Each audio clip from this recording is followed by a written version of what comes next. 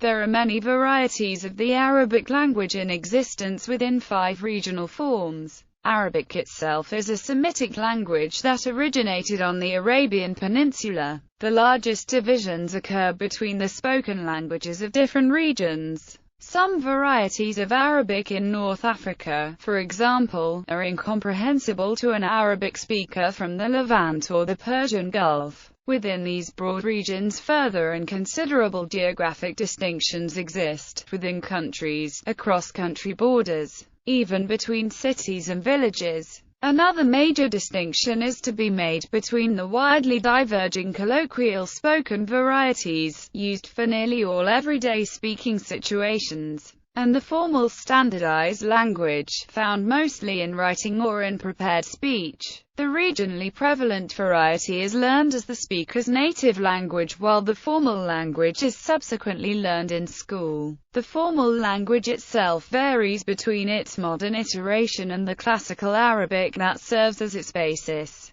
though Arabic speakers typically do not make this distinction. Further substantial differences exist between Bedouin and sedentary speech, the countryside and major cities, ethnicities, religious groups, social classes, men and women, and the young and the old. These differences are to some degree bridgeable. Often, Arabic speakers can adjust their speech in a rich variety of ways according to the context and to their intentions. For example, to speak with people from different regions, to demonstrate their level of education, or to draw on the authority of the spoken language. Language mixing and change. Arabic is characterized by a wide number of varieties. However, Arabic speakers are often able to manipulate the way they speak based on the circumstances. There can be a number of motivations for changing one's speech. The formality of a situation, the need to communicate with people with different dialects, to get social approval, to differentiate oneself from the listener, when citing a written text, to differentiate between personal and professional or general matters,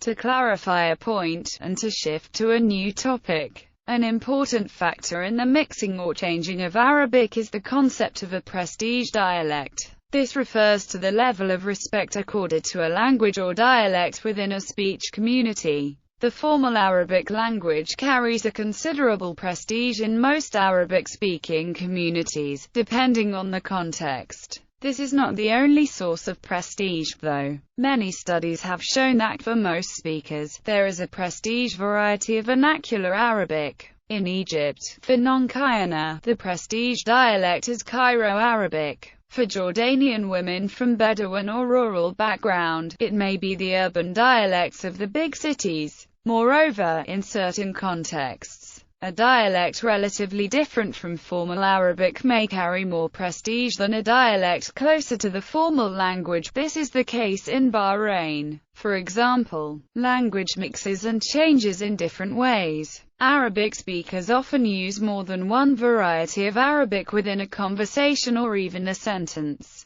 This process is referred to as code switching. For example, a woman on a TV program could appeal to the authority of the formal language by using elements of it in her speech in order to prevent other speakers from cutting her off. Another process at work is leveling, the elimination of very localized dialectical features in favor of more regionally general ones. This can affect all linguistic levels: semantic, syntactic, phonological, etc. The change can be temporary, as when a group of speakers with substantially different Arabics communicate, or it can be permanent, as often happens when people from the countryside move to the city and adopt the more prestigious urban dialect, possibly over a couple of generations. This process of accommodation sometimes appeals to the formal language but often does not. For example, villagers in central Palestine may try to use the dialect of Jerusalem rather than their own when speaking with people with substantially different dialects, particularly since they may have a very weak grasp of the formal language. In another example, groups of educated speakers from different regions will often use dialectical forms that represent a middle ground between their dialects rather than trying to use the formal language.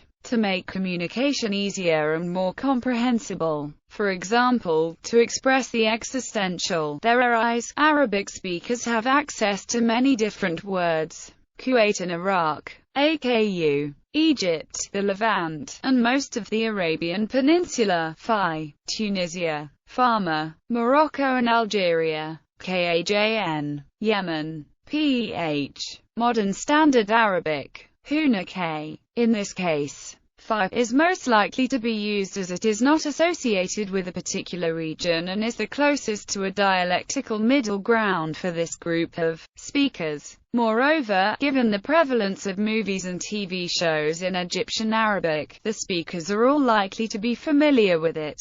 Sometimes a certain dialect may be associated with backwardness and does not carry mainstream prestige, yet it will continue to be used as it carries a kind of covert prestige and serves to differentiate one group from another when necessary. Regional varieties. The greatest variations between kinds of Arabic are those between regional language groups. These can be divided many ways, but the following typology is usually used. These large regional groups do not correspond to borders of modern states. In the western parts of the Arab world, varieties are referred to as ad-Darija, and in the eastern parts, as al-Bakpotamia. The varieties of Arabic are mostly mutually intelligible. In case some varieties are not, this is due to wide distances over time that created divergences in phonologies. Varieties west of Egypt are particularly disparate, with Egyptian Arabic speakers claiming difficulty in understanding North African Arabic speakers, while North African Arabic speakers understanding other Arabic speakers, mostly due to the widespread popularity of Egyptian Standard and to a lesser extent, the Lebanese popular media of the classical language form of Fusha Arabic used in the Quran. Examples of major regional differences. The following example will illustrate similarities and differences between the literary, standardized language, and certain major urban dialects. True pronunciations differ. Transliterations used approach an approximate demonstration. Also, literary Arabic pronunciation differs regionally. For the sake of comparison, consider the same sentence in German and Dutch. German. Ik lees gern. Als ik ze bibliotheek ginge, vind ik nu dieses alte Buch, obwohl ich ein Buch über die Geschichte der Frauen in Frankreich hat lesen wollen. Dutch. Ik lees zeer graag. Toen ik naar de bibliotheek ginge, vond ik slechts dit oude Buch, hoewel ik een Buch over de geschiedenis van de vrouwen in Frankrijk had willen lezen. Or in Spanish and Portuguese.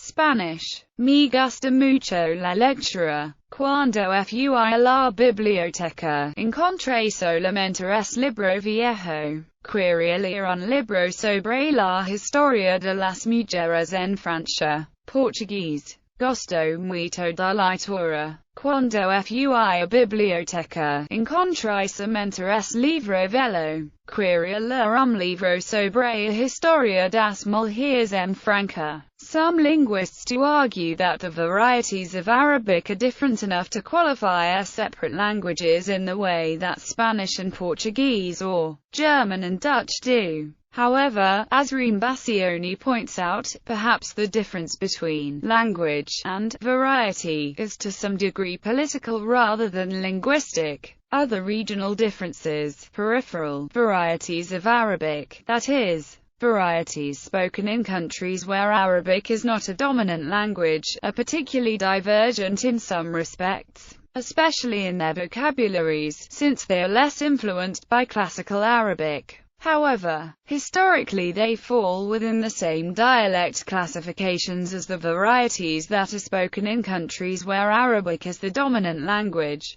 Probably the most divergent of non-Creole Arabic varieties is Cypriot Maronite Arabic, a nearly extinct variety that has been heavily influenced by Greek. Maltese is a Semitic language descended from Siculo-Arabic. Its vocabulary has acquired a large number of loanwords from Sicilian and Italian, and it uses only a Latin-based alphabet. It is the only Semitic language among the official languages of the European Union. Arabic-based pidgins are in widespread use along the southern edge of the Sahara, and have been for a long time. The medieval geographer al-Bakri, in the 11th century, records a text in an Arabic-based pidgin, probably one that was spoken in the region corresponding to modern Mauritania. In some regions, particularly around the southern Sudan, the pidgins have creolized. Even within countries where the official language is Arabic, different varieties of Arabic are spoken. For example, within Syria, the Arabic spoken in Homs is recognized as different from the Arabic spoken in Damascus,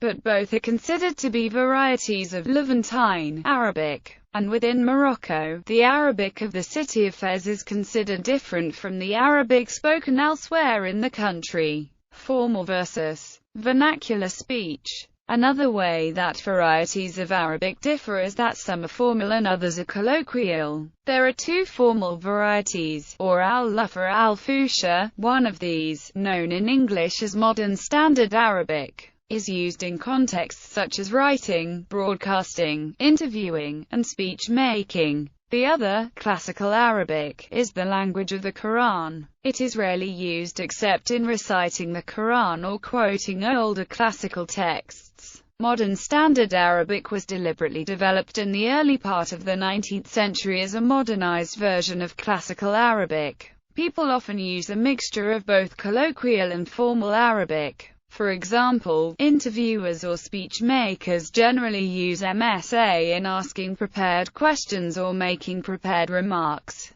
then switch to a colloquial variety to add a spontaneous comment or respond to a question. The ratio of MSA to colloquial varieties depends on the speaker, the topic, and the situation, amongst other factors. Today, even the least educated citizens are exposed to MSA through public education and exposure to mass media, and so tend to use elements of it in speaking to others. The Egyptian linguist Al-Said Badawi proposed the following distinctions between the different levels of speech involved when speakers of Egyptian Arabic switch between vernacular and formal Arabic varieties. Fusharat Turat, Heritage Classical, the Classical Arabic of Arab literary heritage and the Quran. This is primarily a written language, but it is heard in spoken form at the mosque or in religious programs on television. Fusha al-Asr, Contemporary Classical. This is what Western linguists call Modern Standard Arabic. It is a modification and simplification of Classical Arabic that was deliberately created for the modern age. Consequently, it includes many newly coined words, either adapted from Classical Arabic, or borrowed from other, chiefly European, languages. Although it is principally a written language, it is spoken when people read aloud from prepared texts. Highly skilled speakers can also produce it spontaneously, though this typically occurs only in the context of media broadcasts, particularly in talk and debate programs on pan-Arab television networks such as Al Jazeera and Al Arabiya, where the speakers want to be simultaneously understood by Arabic speakers in all the various countries where these networks' target audiences live. Amiyat al-Mutakallifin, colloquial of the cultured. This is a vernacular variety that has been heavily influenced by MSA. It tends to be used in serious discussions by well-educated people, but is generally not used in writing. It includes a large number of foreign loan words, chiefly relating to the technical and theoretical subjects it is used to discuss. Because it can generally be understood by listeners who speak varieties of Arabic different from those of the speaker's country of origin. It is often used on television, and it is also becoming the language of instruction at universities. Amiyat al-Mutanawwirin, colloquial of the basically educated. It is characterized, according to Badawi, by high levels of borrowing. Amiyat al-Ummiyin, colloquial of the illiterates.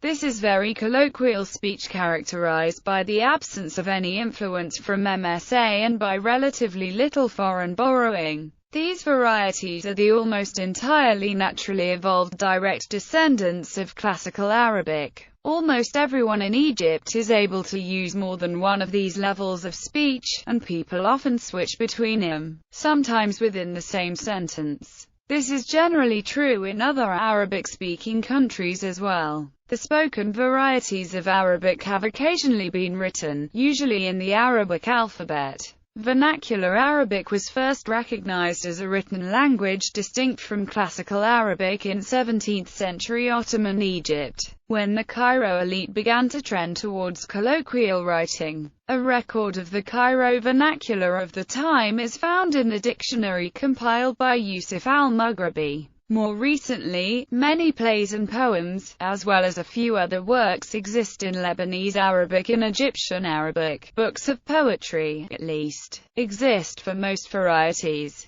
In Algeria, colloquial Maghrebi Arabic was taught as a separate subject under French colonization, and some textbooks exist. Mizrahi Jews throughout the Arab world who spoke Judeo-Arabic dialects rendered newspapers, letters, accounts, stories, and translations of some parts of their liturgy in the Hebrew alphabet, adding diacritics and other conventions for letters that exist in Judeo-Arabic but not Hebrew. The Latin alphabet was advocated for Lebanese Arabic by Said Aql, whose supporters published several books in his transcription. In 1944, Abdulaziz Pasha Fama, a member of the Academy of the Arabic Language in Egypt, proposed a replacement of the Arabic alphabet with the Latin alphabet.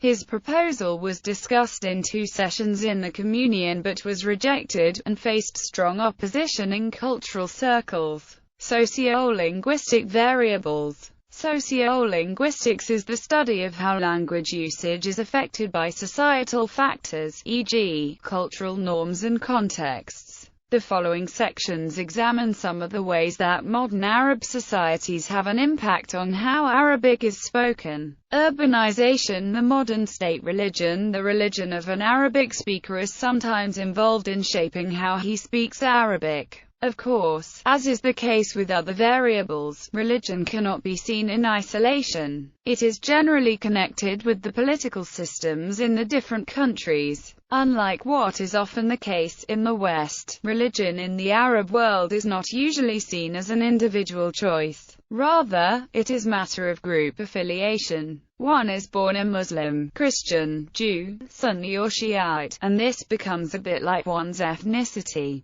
Religion as a sociolinguistic variable should be understood in this context. Bahrain provides an excellent illustration. A major distinction can be made between the Shiite Bahraini, who are the oldest population of Bahrain, and the Sunni population that began to immigrate to Bahrain in the 18th century. The Sunni form a minority of the population. The ruling family of Bahrain is Sunni. The colloquial language represented on TV is almost invariably that of the Sunni population. Therefore, power, prestige and financial control are associated with the Sunni Arabs. This is having a major impact on the direction of language change in Bahrain. The case of Iraq also illustrates how there can be significant differences in how Arabic is spoken on the basis of religion. In Baghdad, there are significant linguistic differences between Arabic Christian and Muslim inhabitants of the city. The Christians of Baghdad are a well-established community, and their dialect has evolved from the sedentary vernacular of urban medieval Iraq.